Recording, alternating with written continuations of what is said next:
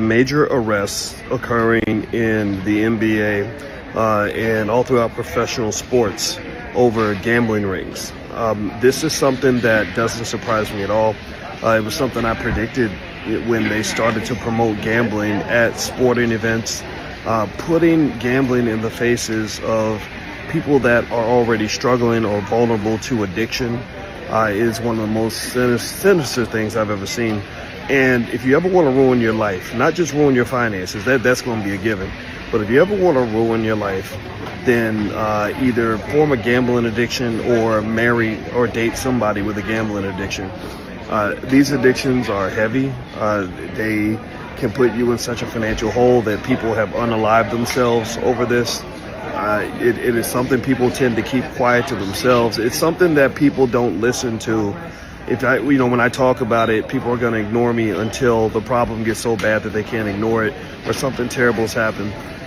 Let me just give a warning to everybody out here that's listening, because, I'm a finance guy, and I can just tell you from what I have seen, and remember, my wife is an addiction expert. She's a full professor of social work and a therapist. This is going to be bad. Not only these arrests are just the tip of the iceberg. This is just what you see. When you see one roach in your kitchen, that don't mean you got one roach in your kitchen, if you know what I mean. So I would encourage you, if you are listening and you give a damn about your future, you got to warn other people that you care about, because the people they're targeting the most are young black men. Young black men, particularly in their 20s, are the most vulnerable to gambling addictions. And I just don't want to see anybody go through that pain.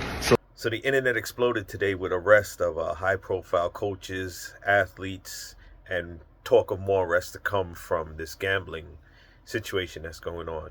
In my latest book, Is Your Son Ready to Leave Home?, I speak about gambling and the effect that it's having on young men, and young men thinking that there's a shortcut to success. It's so much deeper than what's going on here. Feeling like there's no options available to them, and this is their only path to getting some form of riches. We dive right into that chapter, Is Your Son Ready to Leave Home?, where the young men have to stop looking for the quick fix. But with the advertisement constantly shown to them, and celebrities doing endorsements, and you can win this much money, all you need to start is so forth and so forth, and come on, your first gambling play is on us. It's reeling the young men in, especially in an economy that's very hard out there, and young men thinking that there are no other options for them except for a quick fix. Create the problem, create the solution. That's what's going on here with this gambling thing, and we talk about it in my latest book. Check me out, www.18s48.com, and let's get our young men on the right path and tell them they don't need to follow these commercials and follow these celebrity endorsements.